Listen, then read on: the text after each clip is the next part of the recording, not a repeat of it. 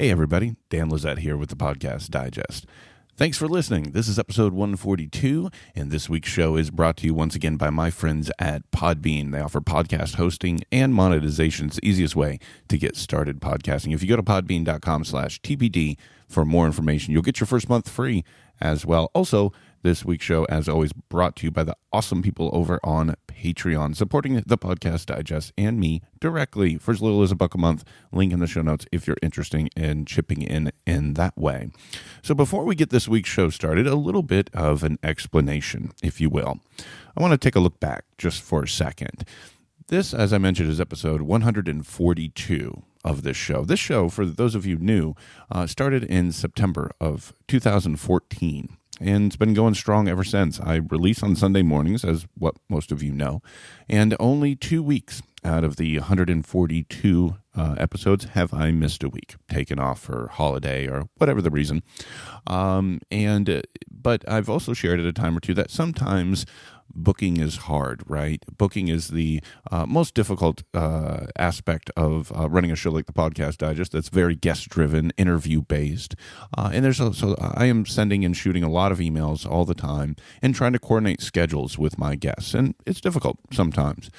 Every once in a blue moon, I will get tripped up in terms of coordinating that schedule, setting aside the time, and all of a sudden a Sunday is inbound, and I don't have a show set up. That happened to me this week for the very first time. However, I didn't want nothing in your feed for this Sunday, so I'm doing something new. For the very first time in the history of the Podcast Digest, I'm going to play a rerun. Okay, other shows do this. This, isn't that odd. My hope is that possibly many of you hadn't heard this conversation. Maybe it was too far back in the list of the wonderful roster of guests I've had over these going on 3 years now, these 140 episodes. And I decided that if I was going to do this, I wanted to make this one of my all-time favorite conversations, so that even if maybe you had heard it, you hadn't heard it in a very long time and still might be worth your listen. And hopefully this is more the case than not, that if you're still listening at this point, you hadn't heard this conversation, and maybe this will be the first time you can hop back to hear it. It's sort of a point in time as well, in terms of this conversation I had, and so it's interesting to look back as well. So the episode I'm going to be replaying for you guys is episode 77. This was with the one and the only Roman Mars from Radiotopia, 99% Invisible, out in beautiful Oakland, California. When I was deciding what episode I wanted to put back in the feed this week, the reason I settled on Roman was pretty simple. Is that one, I had over an hour of this gentleman's time, and we had what I felt was an awesome conversation. Two, he's somebody I admire greatly in the work that he does in the world of podcasting. But three, and probably most importantly, in any number of episodes since him and I sat down for that conversation, podcast host after podcast host brought up working with Roman Mars, talking with Roman Mars, at one time being influenced by Roman, and so on and so forth. So I think it's worth a re-listen for the man who's had such a huge influence, I feel, in the world of creative storytelling, audio storytelling, podcast production, in the greater podcast space, especially with Radiotopia and so on and so forth. So what you're going to hear is effectively episode 77 again. I've left in all the original intros and all that other fun stuff. We will take a break in the middle to tell you more about our sponsor this week. And then I'll come back at the end with some comments about sort of what we're going to do next. Okay? So without further ado, my conversation from February of 2016 with Roman Mars.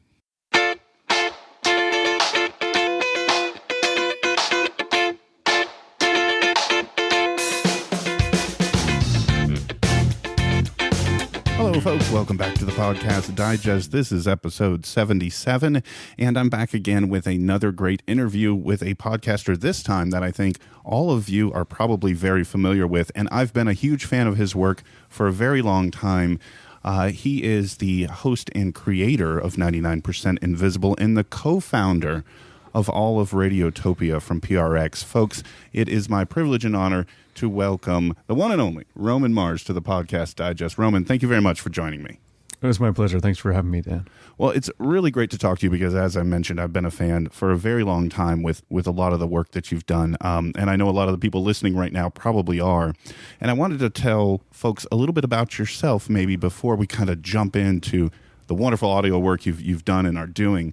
So for anybody who's not familiar with you, Roman, can you tell folks a little bit about yourself, your background, maybe where you're from, and how this road took you to where you are? Well, let's see. I moved around a lot. I mostly say when people ask me where I'm from, I say I'm from Ohio because I spent a lot of elementary school and part of high school, through high school there. And when I was a kid, all I wanted to be was either like a physician or a scientist. I loved science. And so I went straight through, began working on my PhD in genetics, ended up at the University of Georgia where I was working on my PhD, and found that I was not a very good scientist. I was a very good teacher. I was a very good student, but I was never going to be a very good scientist. And that was where I really fell in love with public radio. And I was listening to public radio all the time. I love the way people talked. I love the way they presented their ideas. And I moved out west to San Francisco at about the point where I dropped out of school, thinking that at the time it was sort of the .com bubble, the first one in the late 90s. And I thought, well, I'm smart enough to get a job. And at the time you just needed a pulse basically to have a job in the .com world. And then I could try to weasel my way into an internship in public radio. And it took a long time, but eventually I did. I started working at KLW in San Francisco. And I was an unpaid volunteer at that radio station for 3 years while I was trying to figure out how to do this. And then that led me to WBEZ in Chicago, and eventually I worked on every type of radio show that's existed, really. And then about 5 years ago, I started 99% Invisible. That's the sort of short version of it. You mentioned WBEZ. From some of the kind of preparation I did for this conversation here, I understand that you spent some time with the folks over at Snap Judgment, correct? Yeah, well, that was back out here. So BEZ was where I was at Third Coast for 3 years. And then when I was done with that, I had my kids were born. My twins, Maslow and Carver, they were born. And I kind of just wanted to be back out west. I felt in the time period when I was out here in the early 90s, I was in San Francisco for 8 years. I felt like this really became my home, and I wanted to raise my kids out here. So I moved here with the kids thinking that I was going to get out of radio. And then I started to get lots of like random work, work with PRX, work with KLW News. And at some point I ran across Glenn and Mark, who were the core of Snap Judgment. I was helping them adapt a piece that they were doing for KLW News. And they were, like really talented storytellers, really gifted in every way, but they didn't kind of know the structure of radio, like how to put an hour of radio together and what that would be like. And so I became their first senior producer to help them sort of with that transition. And it was going to be temporary, and then it kind of went a little bit longer, but I was with them for about a year and a half. And so yeah, I really love those guys. They're really, really great. And they produce their show out of Oakland, just like us. Oh, I've always wondered, because now they are part of WNYC, I believe. Yeah, they are. I mean, and so before, when we had started, it was completely independent. It was associated with PRX and then a distribution deal with NPR. But it had no affiliation with a station, which is really rare for a show like that.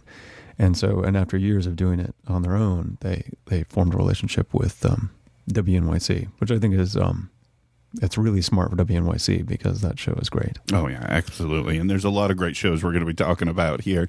So I have an interesting take on this. So you talked about that the doctor and the scientist thing wasn't going to fly, and you ended up getting into public radio because of your love of public radio. Did the love of radio and storytelling come before sort of the focus on the design and architecture?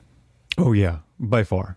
I mean, it was like, that was really the goal, was to be in radio. And the design and architecture stuff came later. I'd worked almost for 10 years at that point, doing different things. And especially in Chicago, where I really began to fall in love with architecture, because the architecture there is so stunning, and people are really aware of it, and they spend a lot of time, making you aware of it. So I began to fall in love with architecture there, and when there was an opportunity here where someone we knew, I was at KLW working on the news like one day a week, and someone associated with KLW was the executive director of the American Institute of Architects in San Francisco.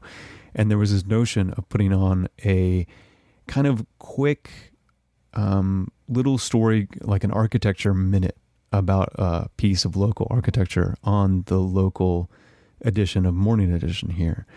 And Matt Martin, the general manager of KLW, asked me, like, well, what would you think of this? And what would you make of this? Because at the time I'd helped create the news there at KLW. I had helped create the sound design of Snap Judgment. This was kind of my job at the time, to work on pilots and get them up to speed. And so I knew I had this interest, but I was more interested in this wider story of design in general. And as we talked about that, I began to get really excited about it. And for a while, I thought I was just going to create the show, sound design the show, and find a person to make the show, to make what became 99% Invisible. Because that's normally what I did. I would go someplace, I would work on it for about a year, and then I'd move on to something else. But I loved the discussions I was having with the architects and designers that I was meeting, and I thought of the way that I could approach it would keep me interested for a long time, and it really became my show at that point. And so radio storytelling was way, like 10 years of that before I got into 99% Invisible. But 99% Invisible was the thing that I created specifically because of I learned the type of stories I wanted to tell in all that time, and design stories were really it. I mean, I loved my time at Snap Judgment, but fundamentally, I'm not like a storyteller in that way. It's very emotional. I'm much more didactic. I much more want to learn something in the process of reporting and then teach something, which is the parts of being a scientist that I loved. Is I was a TA, and I loved teaching. And that was the part where I found the most joy. And the real problem with me when I was working on my PhD is when my classes and my teaching ended and I just had to do research. And then I learned I really hated it.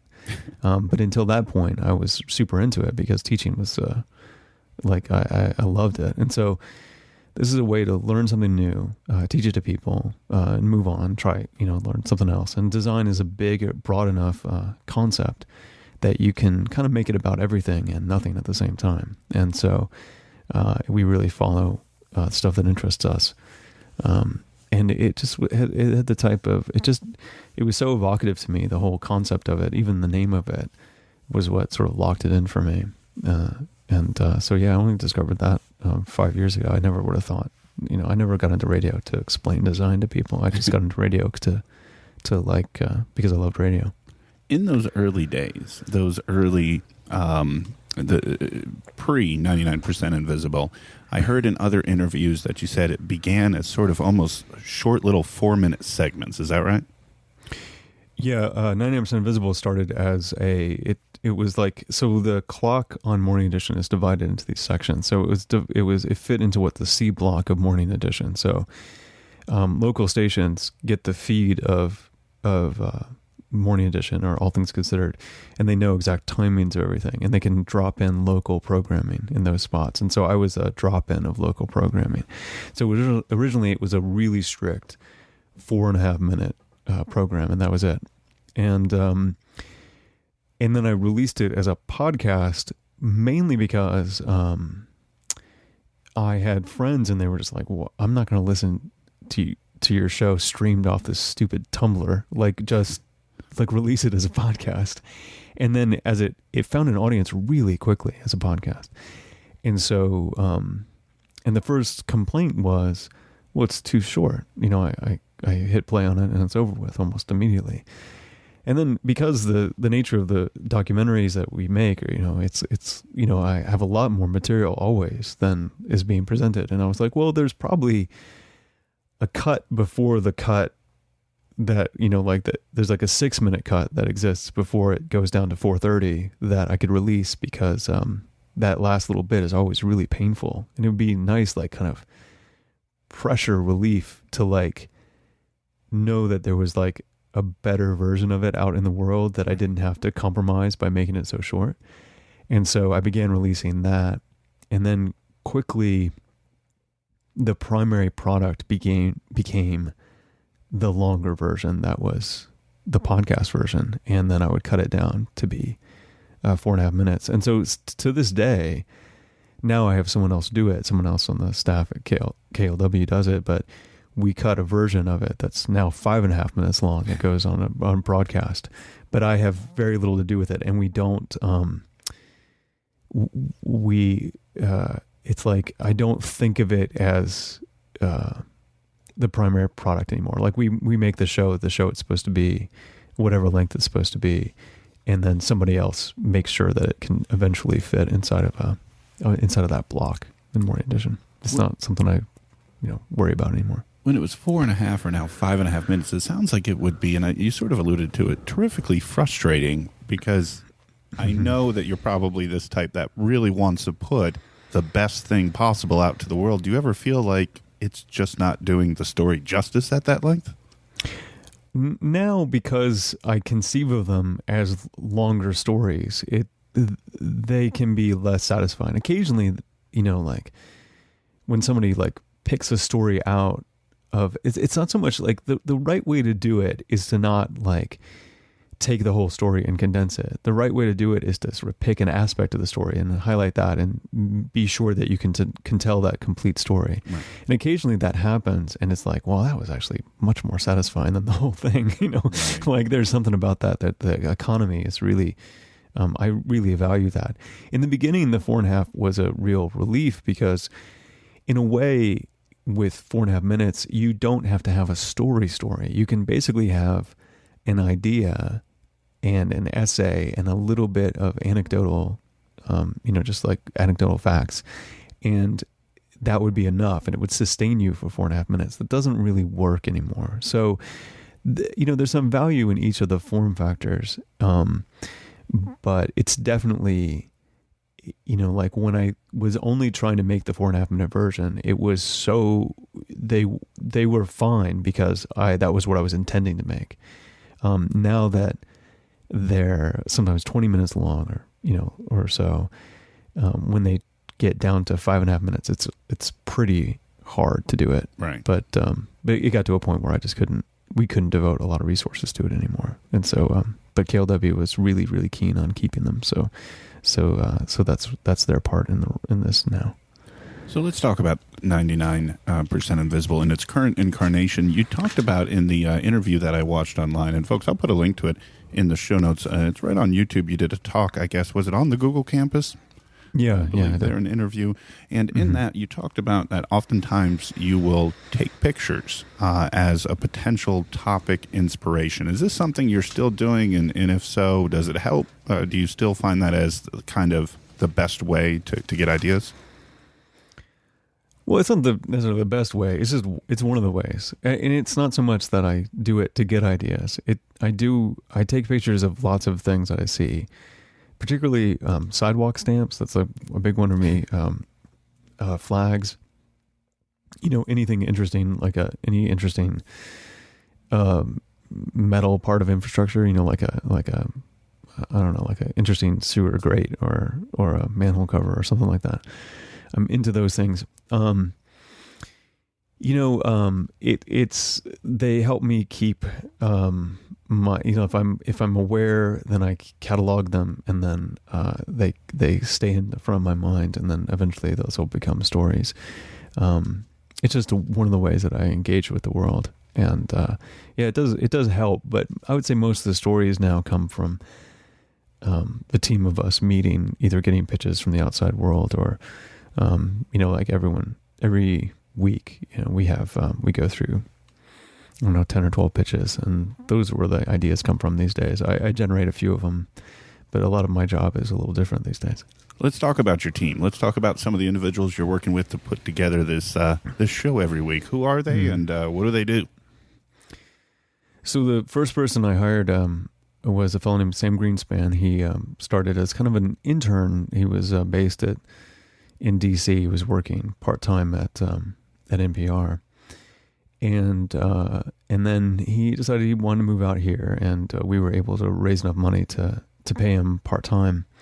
This was during the first Kickstarter, and then as the money was growing, there was, because it was a surprising success, I was able to sort of give him more days a week to work until it became a full-time job. And then, so it was with, he and I worked on the show for maybe about a year, kind of in my backyard, where I have an office, and he would sit right next to me, and we would work on the show, and it expanded the scope of the show. And at a certain point, we thought about having an intern, and I had interviewed a few people, and we discovered Avery Schuffelman, who had been an intern at NPR in various capacities, and worked, I think, temp jobs in various capacities. And immediately when she came out here as an intern, she was just like so good that I basically tried to hire her immediately, and she turned out to be like she's a real key member of the team. And then Katie Mingle, who's our senior editor, I knew her a little bit from Third Coast. She wasn't there when I was there, but she had very good taste, and I knew her. I don't know. We just ran into each other at different Third Coast events, and she had done a piece for me, and it was the first time somebody wrote my parts for me, and she wrote them so well. Like she wrote me better than me at that moment, and I was like, wow, I feel like Conan O'Brien. I feel amazing, and I'd never thought of a role like that because I was always the producer who did everything, and so she came out, and then for a long time, so Avery and Katie started around the same time. Avery a little, maybe about 4 or 5 months before, and so that was our team for the longest time. And then about 6 months ago, a fellow named Kurt Kolstad, he is creator of a website called Web Urbanist, and he's a fan of the show, and he had just sort of gotten in touch to sort of vaguely say, what, if there's something you need with the website or something like that, maybe I could help you. And I began thinking about it more and more, and I thought, well, what I'd really want is you just to work for us and make us a new website and make a new web presence for the show, because we began as a show beyond our like audio output to own a certain type of design story, like a really curious decoding of the world type of design story. Because I'd get these tweets from people saying, like pointing to an article, and they're like, where people would say, well, this made me think of you, or this would be a perfect 99 pi. And with our production cycle, we just can't turn all those things into stories, but maybe we could turn them into print articles. And so that became his project. And so, he joined a little bit ago, and has been a godsend. I mean, we just released a new website this week, which makes me extremely happy. It's so great, and makes me, I can't believe how cool it is. And then then I just hired 2 more people. They started last week, Delaney Hall and Sharif Youssef. And Delaney Hall I had hired her as in my intern at WBEZ, and she had moved out here. And so 3 of us, me and Delaney and Katie, had all worked at Third Coast. And then Sharif, we had done an open call for this new producer position. And he was just so charming. He was so on top of things. Really, you could just tell he had hunger and was really gifted.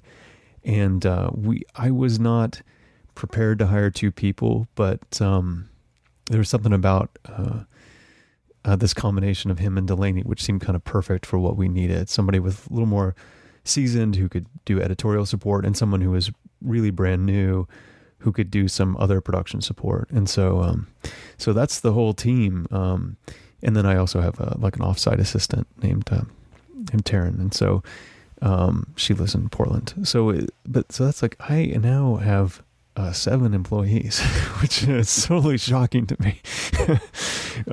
It was not what I was anticipating when I was doing this show late in my bedroom at night while I was also working on Snap Judgment. Well, the team obviously is doing phenomenal work, as I'm sure you've heard from so many people. You don't need to hear it from me. And you mentioned the website, and I have seen you recently talking about the new website, especially how it portrays on mobile, and it is pretty darn spiffy. It almost comes out on mobile. I was looking at the other day, and I have a iPhone 6s Plus, so it's a bigger screen, but it almost comes out in mobile looking like its own podcast player. Not exactly, but sort of similar, where it's like, you mentioned earlier how somebody had said, well, I don't want to listen to this from your Tumblr page or whatever. You almost could on mobile just kind of go right from there, and that is impressive for a website. Yeah, you really could. They so Kurt worked with this LA company called Duck Brigade, and they just were on the ball with it. I mean, they just, every little thing that they wanted to do, I thought was brilliant. They really thought about it as a mobile experience, and so it'll be interesting to see how many more people stream it the way that you're suggesting versus download it as a podcast. It's just, the player is really, really slick. The presentation is really slick. It makes me really happy. But it was one of those things, like, I had no skill set to even to not only design it. I mean, that's obvious, but not even project manage it into existence. Like, I had no ability to make those decisions.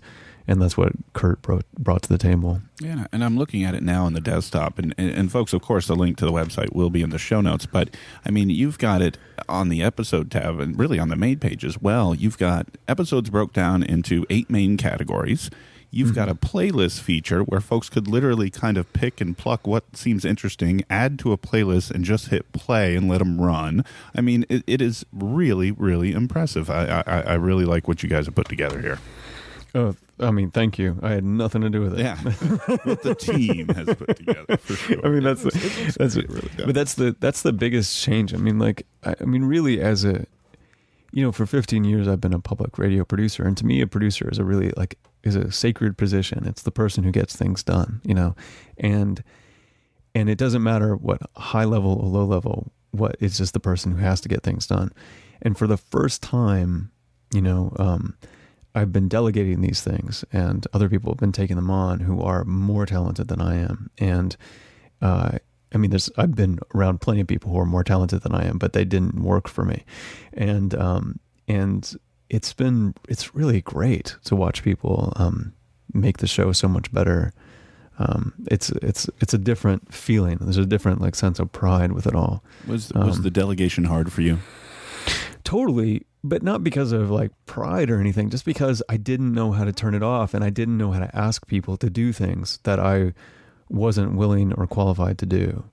And so it is unnatural to me, and I'm learning to do it a little bit better. But it was really hard. I mean, I was the grunt worker. I always did the job. And to this day, I mean, I still work a lot, and I value them having a normal schedule. So my team, I try desperately for them to not work nights. They do not work weekends. Occasionally when there's deadlines, something comes up, but it's not standard practice. I do not value that type of work. I want it to be done, within the normal bounds. And if there's a lot extra to do, because it's my show, I'll do it. I'm the one more likely to work on the weekends and nights.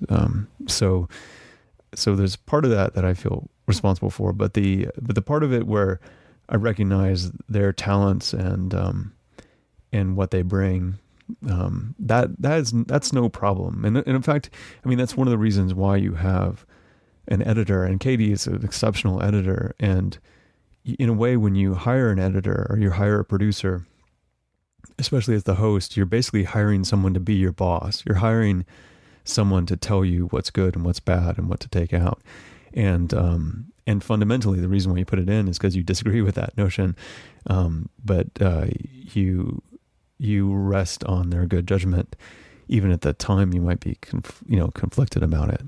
So yeah, it's important to delegate that stuff out because you need multiple minds to make something as good as possible. But it was extremely hard for me. It was not natural. Yeah, as somebody who's been in people management myself for 15, 17 years, the one thing that I had to learn was that if you don't delegate, then you don't allow people to find their own sense of value in their contribution. So, there are a lot of people now that maybe not quite as much as you, but those other 6, 7 people are going to be carrying around the badge of 99% invisible just as much as you and want to have a sense of pride and contribution and accomplishment. And if you're allowing them to do that, that's how, the team becomes really loyal. Yeah, well, that's totally true. I say that for the most part, my problem was the opposite. Since I was such a kind of self-starter, independent person, my biggest problem was providing guidance and mentorship, which was not a natural position for me. Like I just work a little bit differently than they do. In fact, I go into work in the office 2 days a week because I need time to be alone to work. I work differently than they really thrive on their community and their collaboration together, whereas my practice is a little more solitary. And so it was much more likely for me to have uncomfortable, the friction, I think, in our show would be someone comes in and like Avery, who was brand new, had never done a full piece before. And she would pitch something. I'd go, that sounds good. Just make it and come back to me. And so I gave them a lot of freedom in that way. And someone like her who is just preternaturally gifted can come back to you and rise to that occasion. But there's some things that not everyone's fantastic at, and I need to provide a little bit more guidance. So I'm kind of learning to try to do all that stuff. It's not natural for me because I'm a little bit more of a like, okay, just let me do it because I can do it fast but it's letting some of that go, but also teaching at the same time. For the most part, I think that the team has real pride and they also have a real voice in the show. Like people know my team, like people who are regular listeners, they know the names, they know their personalities. And that was really valuable to me that they, didn't just get kind of absorbed into this just the 99% invisible machine. Like I wanted them to retain their integrity and then come out of this if they don't work for me forever, which I hope they do, but if they don't, they come away that this was a really good experience, that people got to know them and they became kind of a personality on their own. There's a bad joke somewhere in here, Roman, and I can't put my finger on it. You didn't want the team to be 99% invisible, but you do, but I don't know what it is. So I'll leave it. Speaking of the name, that's one thing I really wanted to ask you was, what's the origin story behind the name? So in the beginning, when I was trying to figure out what the show was going to be about, I knew it was going to be about design and architecture, but like what the angles were, we convened a bunch of meetings at the AIA in San Francisco with landscape architects and product designers and graphic designers and architects. And at some point, Gary Strang, who was a landscape architect, he had this book called Massive Change by Bruce Mao. And he was quoting in the introduction, which was a Bruce Mao kind of quoting Buckminster Fuller, something about the 99% invisible activity that shapes the world, and that 99% of who you are is invisible and untouchable. And I was trying to think of a name for the show that didn't involve the word design. I was very uninterested in using the word design in the title.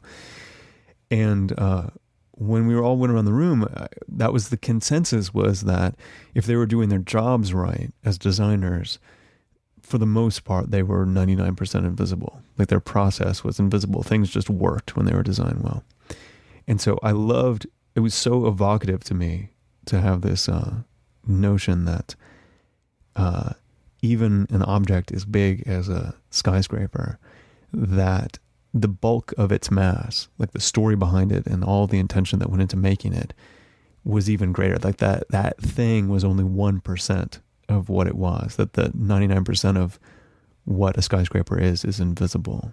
And that was a way I could craft all kinds of stories to tell what I thought were really evocative and interesting stories about the built world, to let you know that there's mysteries and intention and smart people and weird decisions and bad decisions sometimes in everything that was around them. And so that's where the name came from. And what was so amazing about it was that once we hit upon it, like everyone loved it immediately. It was like decided instantly.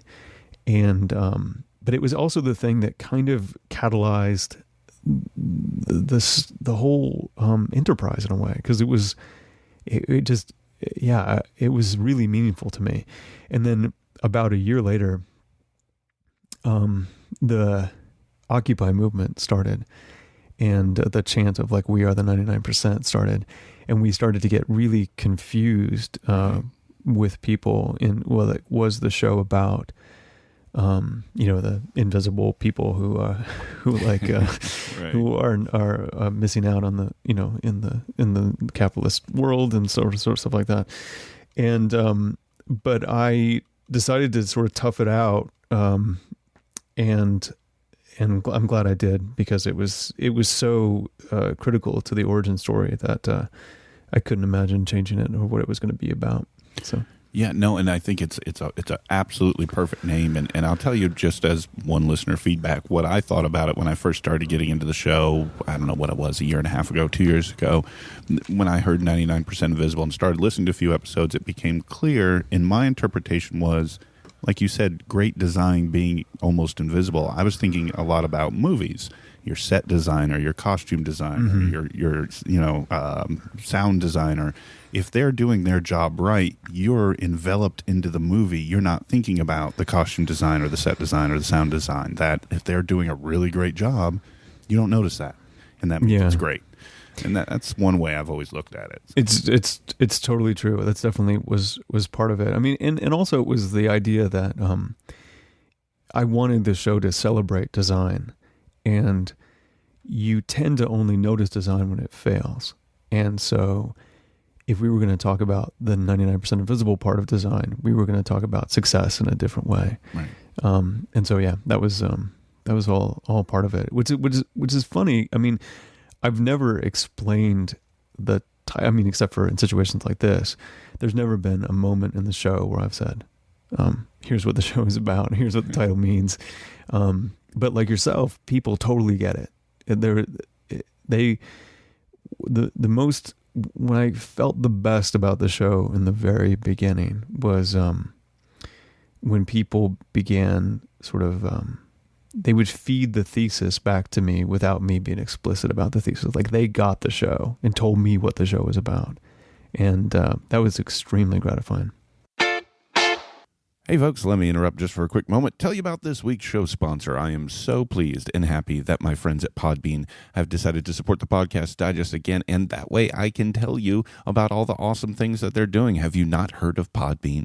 Are you a podcaster? Are you happy with where your show is currently hosted? Do you want more? Maybe more stats? Maybe some monetization things? Do you like the website you've got? If you've got any of those questions, or you're thinking about starting your own show, let me tell you about Podbean. They offer all the hosting and monetization tools you'll need, like sharing to websites automatically, including YouTube, which is now live. And they offer all the statistics you could possibly need, mobile applications for both Android and iOS. And by the way, you can actually record a show and publish right from the Podbean application for both Android and iOS. So literally all the fancy software, microphone, all this stuff, you could record an episode from the road and publish to your RSS feed directly through the Podbean app. That's so cool. Their monetization options are also getting pretty popular as well. They've got a bunch of folks who are creating and selling premium content, the individual episodes for sales or subscriptions, patrons only content directly tied in to their patron campaign on Podbean. So if you want to, say, have a patron campaign that you have hosted with Podbean and you want to give them a special episode, Podbean's got all the tools that you can do just that. Or if you want a holiday special that you want to sell for 99 cents or something, Podbean can do that for you. So many different services and different things, along with all the automatic stuff that we've been talking about before, the website that you get, the statistics that you get, part of their online directory, part of their promotional opportunities to build your audience. It's all there with Podbean. So go to podbean.com/TPD for the Podcast Digest to get more information. And if you sign up, if you use TPD, you will get your first month for free when you sign up at that special URL. So do it, folks, if you want to get a new hosting experience. Podbean can provide that for you. So my thanks once again to Podbean for supporting the Podcast Digest. Now, back to my conversation with Roman Mars. And I want to talk about some of those episodes. We're going to move to Radiotopia here in just a minute, as I know that is a huge story with all things Roman Mars right now. But before I leave specifically 99% Invisible, in that interview I alluded to with Google that you can find on YouTube, you talked about how there were any number of episodes that you had killed in shop, like in process and what have you. Looking back, as you guys are quickly approaching 200 episodes, at least in my iTunes feed by the episode number. Right. Are there any regrets? Anything that maybe you once killed and then brought back later? Any great stories around those? Most things are killed for a really good reason. So rarely do I feel that way. I more often feel the other way, which is a show came out that was, this hasn't happened in a while, but it was pretty good, but like, if I would have had more resources at the time, I would have killed it for something better. So I have more regret like that than the other. It's pretty rare for me to let go of a piece and then go, oh, we should have done that anyway. For the because like episodes like that are really, really hard. And if there's one that is not working, it doesn't get easier. It just gets harder from there. So there's plenty that I would say, like if I were to look through all of them, which I never do really, for fear of hating them. I could think of a few that I would like. Oh, that wasn't fully cooked. That we should have, that could have waited or could have not gone out at all. That would have been okay. But never gotten to the point where you literally pulled it out. Oh, out of the feed? No, it's out there in the world. It's okay. I mean, it's that would be a little too much, but there would be there's definitely ones that I think could be better. Well, I'm willing to bet most people probably couldn't pick those out. No, they can't. And the favorite ones, I never know what people are going to love and what they don't. So I could be wrong about that, but I know what they, for me, what they were like, so. Well, I haven't heard a bad episode in, I don't know if ever, and if it ever was, I don't recollect it at this point, so it's been a super long time, if that's the case. So let's move on to Radiotopia, and I want you, if you could, to the best of your ability, you're 99% Invisible is up and running, it's doing great. How do you move from that to all that Radiotopia is today? Did you start to have thoughts and conversations about bringing other shows in? Like, what is that thought process? So what happened was, when 99 was first starting out, I was the curator and host of this online and satellite and even over the air stream called Public Radio Remix, or became PRX Remix, or lots of different names, but had Remix in the name and PRX in the name almost always. And I had done the very first Kickstarter for 99% Invisible, and it was in the public radio world. In the podcast world in general, it really changed. It was a real game changer for both me personally, but also people realized that, this short form thing that doesn't really have a place on the radio could get enough support to fund it and another person. And it was really kind of stunning to watch it happen. And it was kind of stunning in our little world of public radio. And so I was on a retreat with PRX, mainly in my capacity as the remix curator. And we were just doing that sort of blue sky thing that you do at a retreat, which is like, well, what should PRX be doing? What does the media landscape need? All that sort of stuff. And the pitch I made was basically, what if we could help, give a significant amount of money to the really talented people we know who are not really functioning inside the public radio system, so that they can make their shows, use the model of 99% Invisible to create their shows into a little business. And the intention, even though PRX is a public radio institution, the intention is never to really gear it towards public radio. It's meant to be digitally distributed.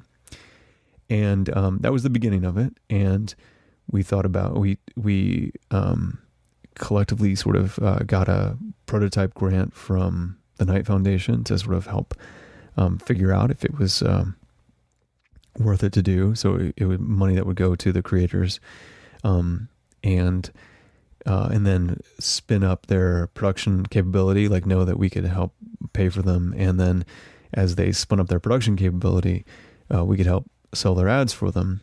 And then eventually they get their legs and they become self-sufficient.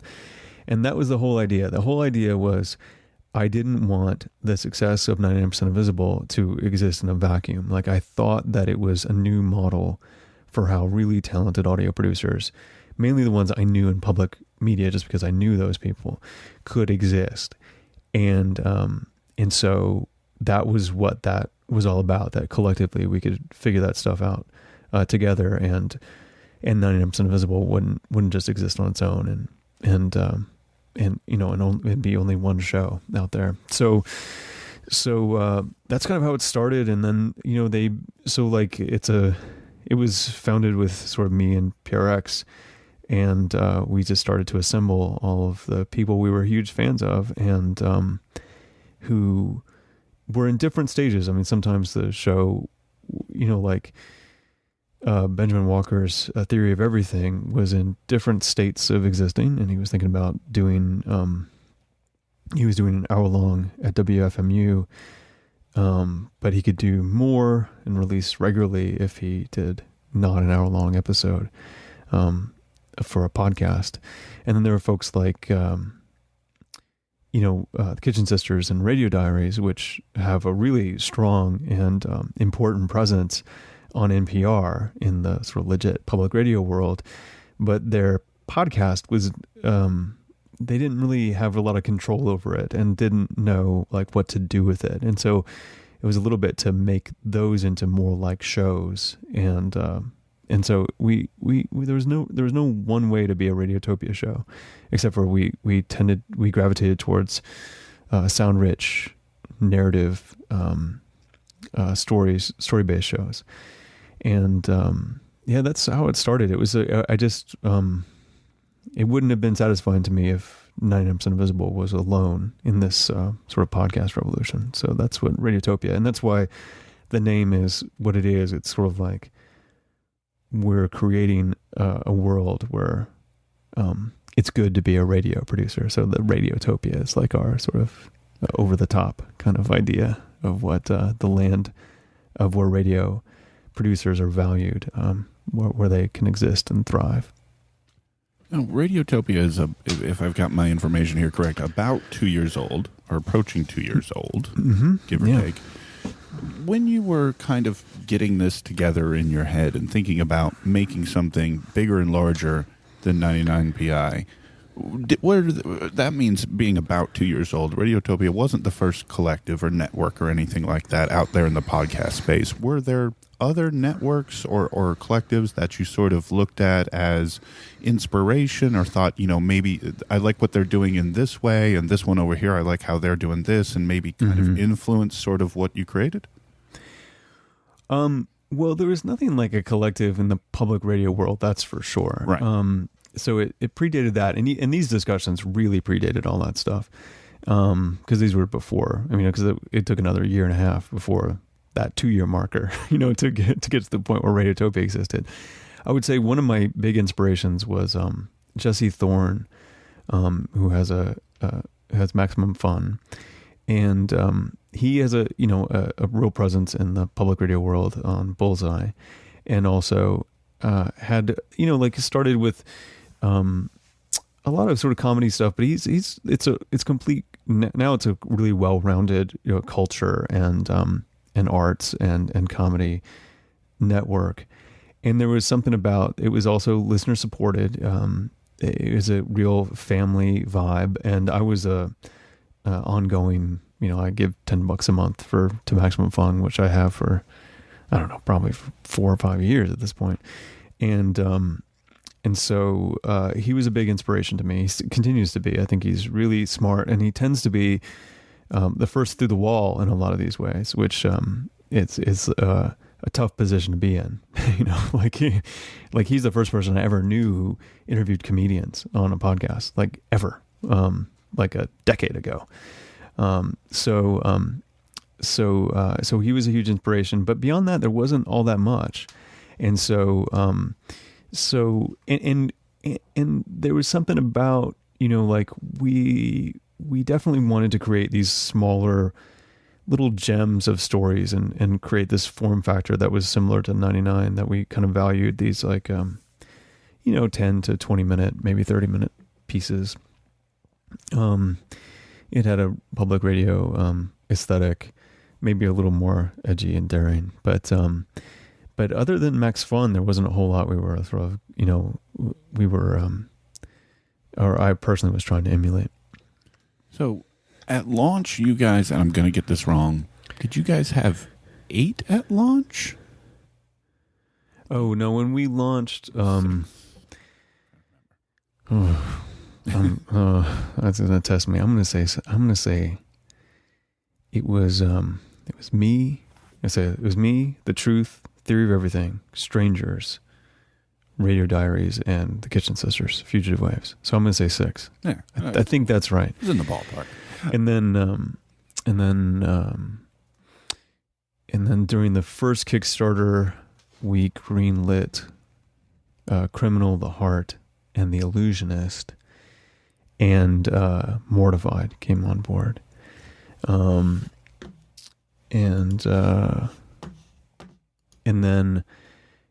then after that, Song Exploder and Memory Palace came on board. And now you're at 13, I think? Yeah. Yes. Love and Radio was also a launching one. I totally forgot about Love and Radio, but they were there from the beginning too. So yeah, they're core team. Gotcha. 13. So here's one of my really big questions. I think Radiotopia has been hugely influential, not just for me as a listener, and I've had several of your the roster of Radiotopia as previous guests, but I think all in all in storytelling podcasts, if you will, to use that term. I mean, I've spoken to several people in sort of smaller collectives or other individual standalone podcasts, things like Members of the Herd come to mind, or Megan Tan with Millennial, so on and so forth, that I think have really sort of picked up, the avant-garde that Radiotopia has demonstrated and sort of shown it as, a successful product to put out there, that these shows have been very, very successful as well. My question is, you must have people knocking at your door regularly to come and join this party. So I'm kind of curious from kind of your position in this whole group, what is sort of your mindset and approach to adding new shows? You talked about how different ones have come in. Are you actively looking? Are you always kind of got your eyes open? Or sort of what is this process like for you? Yeah, I always have my eyes open. We have a form on the Radiotopia website that allows people to, it's not really obvious, but people submit their podcast or what they're doing. It's a pretty high bar, and because we're a different, we're under an umbrella of PRX, which is a nonprofit. We don't take a lot of, we don't, I mean, there's no profit in Radiotopia. We don't have this imperative to grow just for no reason, like we don't, we're not trying to just get as many shows as possible. And because our group is extremely tight, and there's a kind of high touch, relationship with the people at PRX who facilitate like our ads and ad serving and various other things and the fundraising. It's very hard to add new shows, so we do it extremely carefully. But we always are looking, because the whole idea is to get the best and provide a framework so that they can be successful, and there's a good diversity of talent and voices, but it takes a certain kind of a combination of a really talented producer, a strong and interesting voice, an entrepreneurial person who really values owning their own show, which is not how a lot of them work. And they really have to bet on themselves in a certain way. We provide a lot of the path, and we provide a lot of resources, but it's up to them to be great. And so we, it's hard. We don't have we talk and I mean, now last year we hired Julie Shapiro, who I knew at Third Coast and was at ABC Radio National in Australia. And a lot of her job right now is to sort of figure out how we add people, how we onboard them. What does it mean? What are we looking for? What are the holes in our roster, and how we can do the most good. And so it's tough. And we get submissions every day, and I get people send me stuff all the time. Luckily, I mean, I'm a real, like, I love radio. I love podcasts. I listen to a ton of them. I try them out. But it is really hard to do the shows that we do. And so it takes a real special show. But you definitely hear it. You hear real spark from people. It doesn't have to be perfect. There's nothing about, like, I don't value like a super slick production necessarily. Like I make sure that my show sounds good, but like that's not necessarily the thing I'm looking for. I just like a good point of view, or a good, sharp, incisive voice. And I also really value someone who doesn't waste my time, like who edits the work and really like is very careful, really serves the audience. These are things I really look for and care about.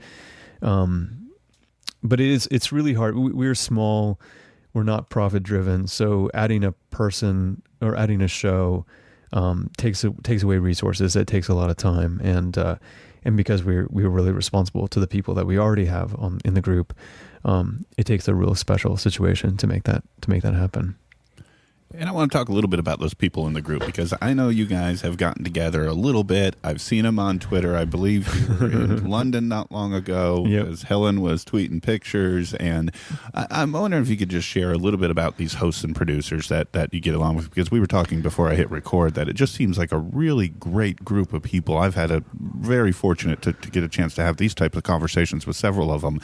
I imagine this whole group is just wonderful to work with.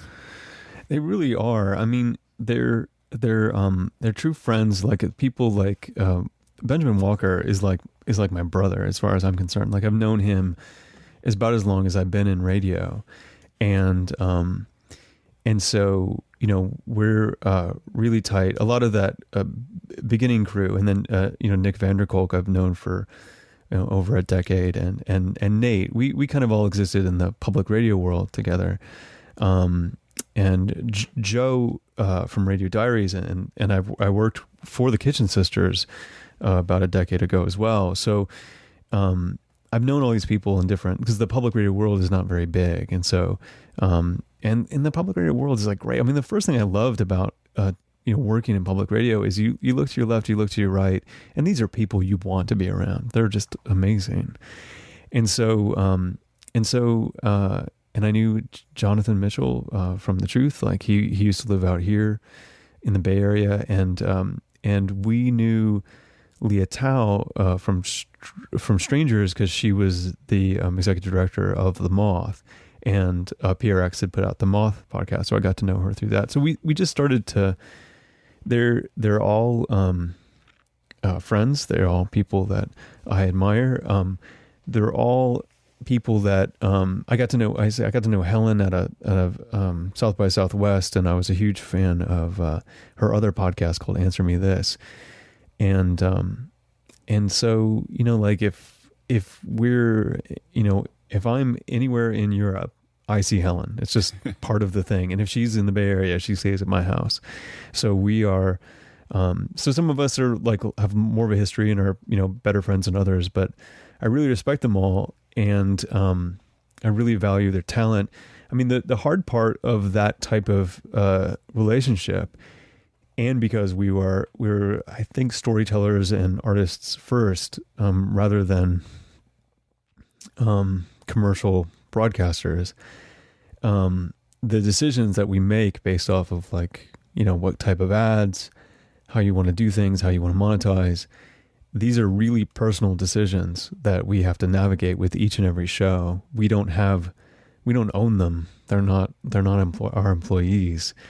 So we have to sort of negotiate all these things with everybody for the best interest of them and the best interest of the group. And so so that's the hard part of working with your friends and family. It becomes stickier, and but it's it's worth it. I don't know how to do it any other way. So our relationships with everybody is not transactional. It's much more emotional. And when we get together, it's a really joyful experience. In fact, the only times where it's especially hard to be in Radiotopia, because we do things like a kind of complicated, individually specific way, I find that the hardest time to be in Radiotopia is when we are apart, and we've been apart for a long time, and we haven't come together, and we don't get reinforced of why we're choosing this way to do things rather than something much more, simple, like an employer-employee relationship. But when we get together, it's really obvious. It's really satisfying. So we look for those occasions. We try to get together as many people as we can, twice a year. And it's like my favorite part of the year.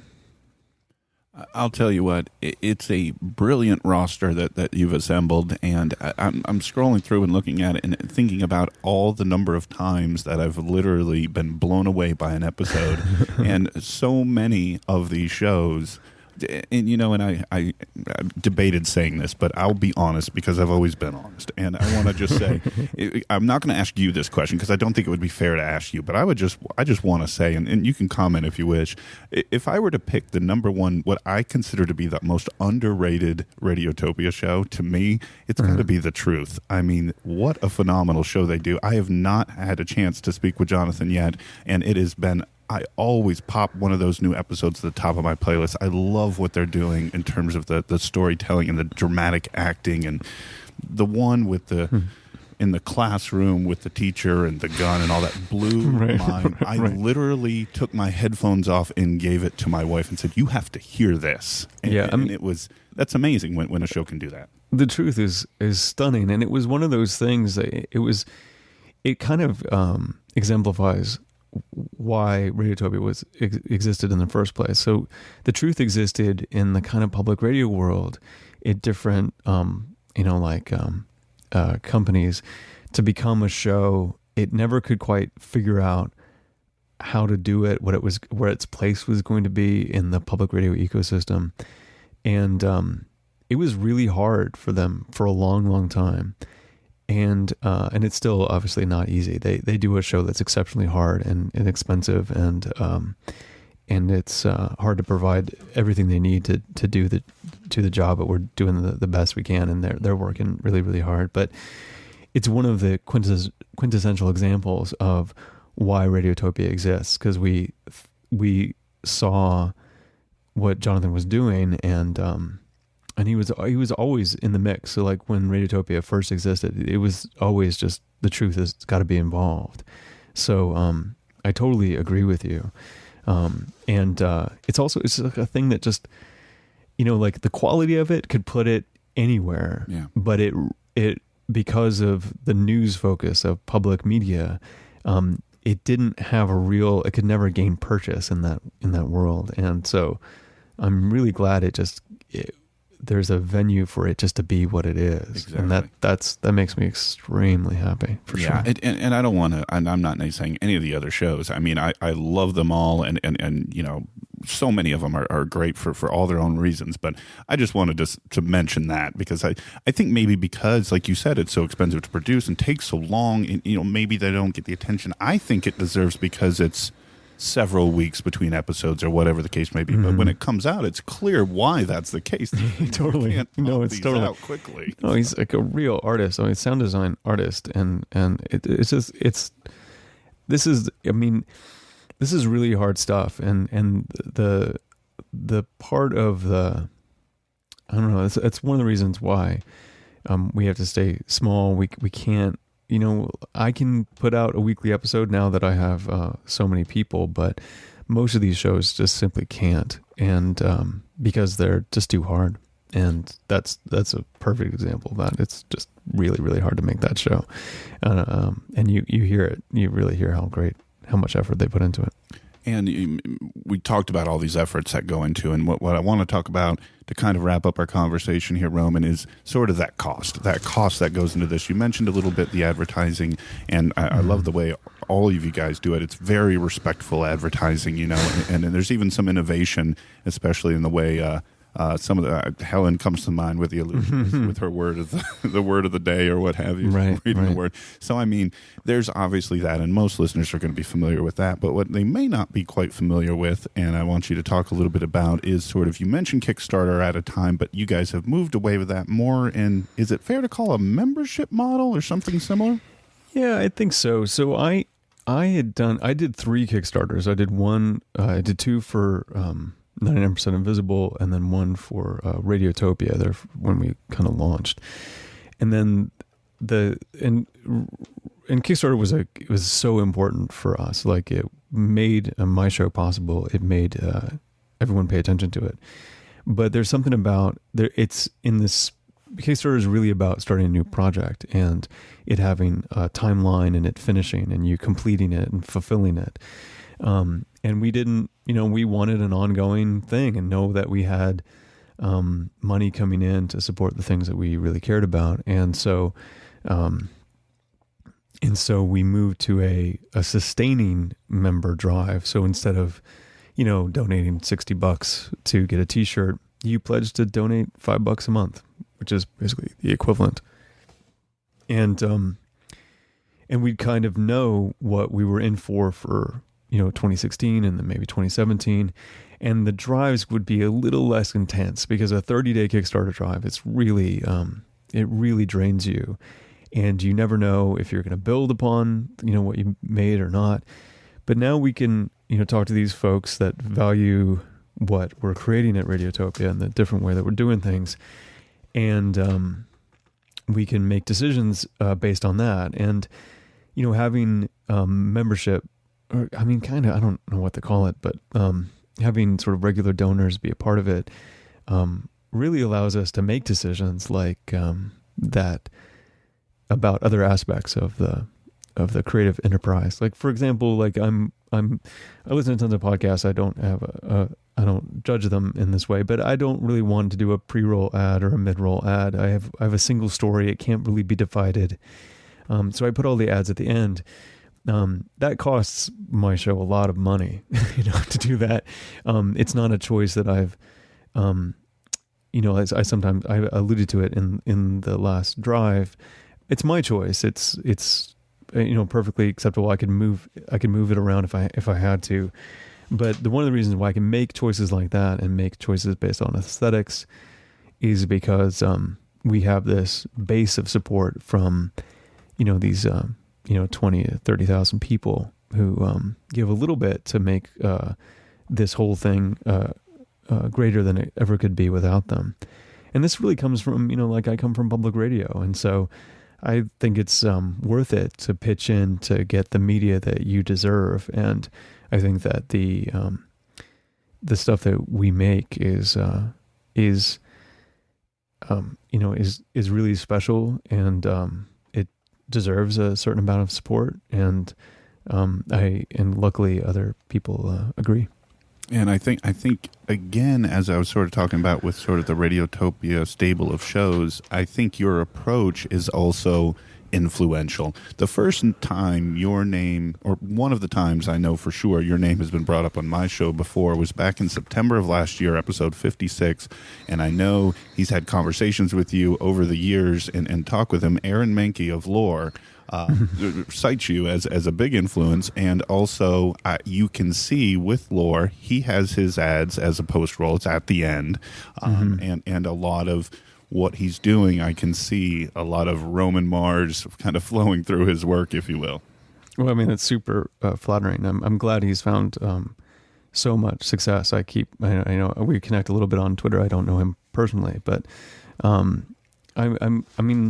I think between like him and also The Herd, when I heard about this other podcast collective that was really like looking to share resources and even call themselves a collective in a certain way rather than a network or a business, that's super satisfying to me. Like Radiotopia can't be in all those places with all those people, but if we could lead by example and more work is created that is really valuable and finds an audience, like that is really meaningful to me. I don't need to have my fingers in all of that, like they can.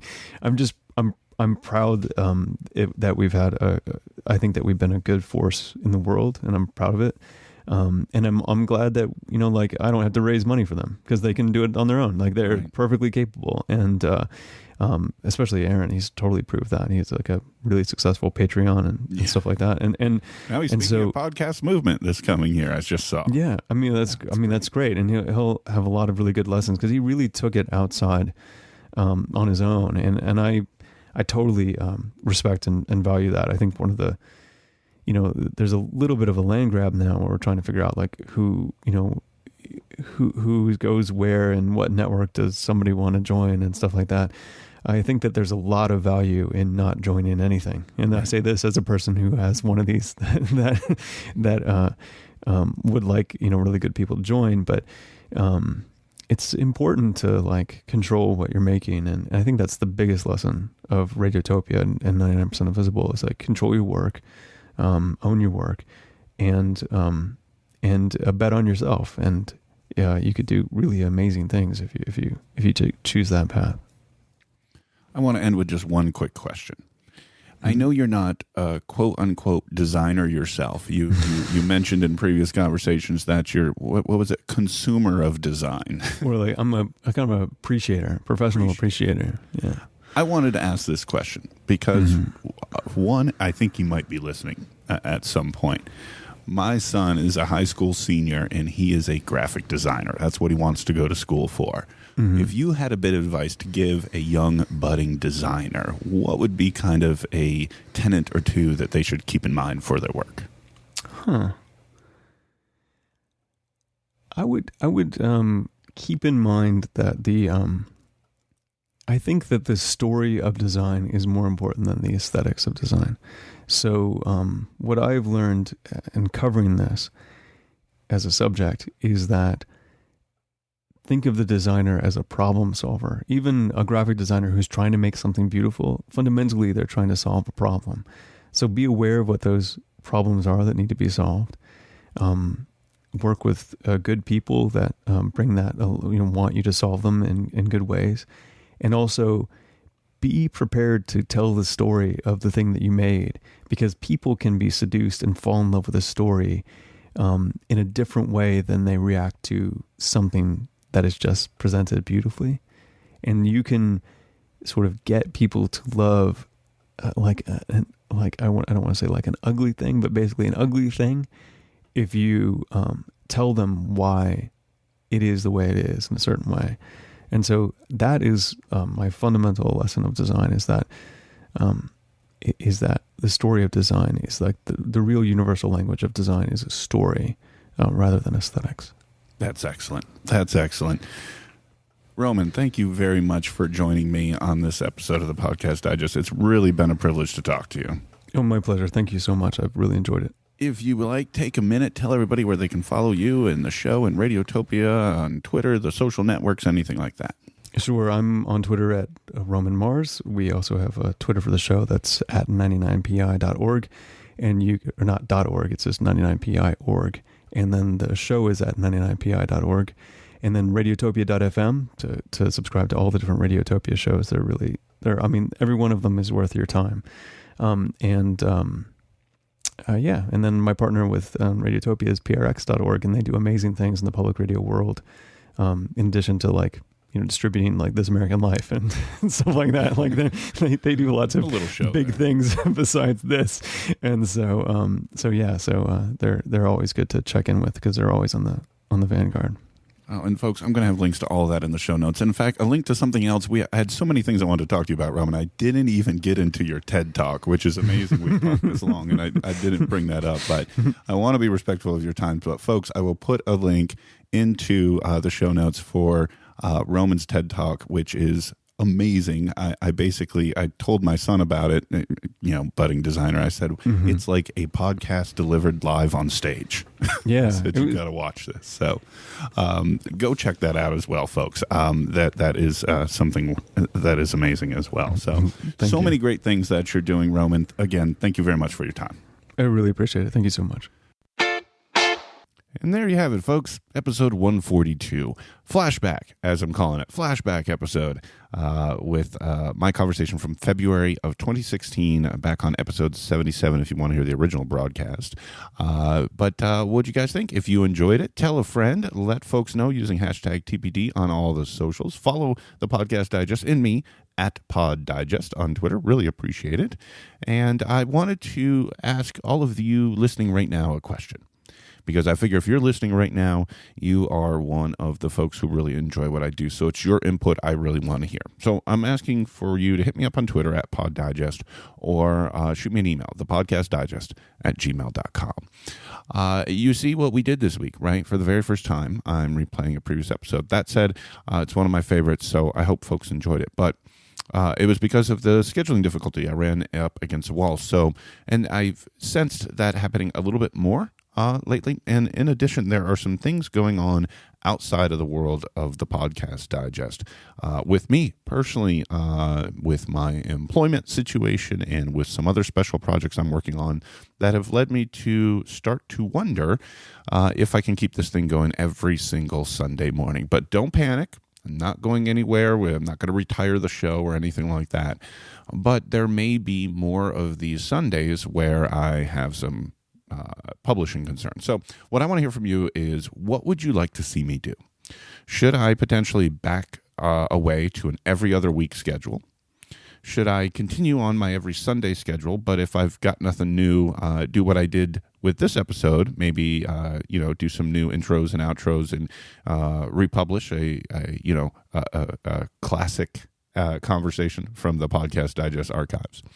Or should I go into a straight up hiatus where, I take 2 or 3 months off and come and sort of build up a catalog maybe during that time and after sort of some of the non-TPD stuff that's happening with me gets resolved? Shoot me an email. Hit me up on Twitter. Let me know as a listener, as a subscriber, what you guys would like to see, which form you'd like to see me continue as we go forward, because I think there's going to be more weeks where I've got to sort of face this question and make a decision on what I want to do. I don't think I want to just miss without sort of announcing that I've either changed my release schedule or what have you. So let me know what you guys think. It really means a lot to me if you will take just a second and let me know what your preference is and what you'd like to see happen. And just generally speaking, if you enjoyed everything you heard today, a review on iTunes would be awesome. So before I go, as usual, I'd like to just take a minute as well and thank this week's show sponsor. As you heard, that's our friends over at Podbean. Podbean has been so awesome as a supporter of the show. So podbean.com/TPD, first month for free if you check them out via that special URL. So my thanks to them once again. That'll do it for episode 142, folks. Episode 143 is coming your way, but I'm interested in hearing your feedback as to my questions. Until then, for the Podcast Digest, my name is Dan Lizette.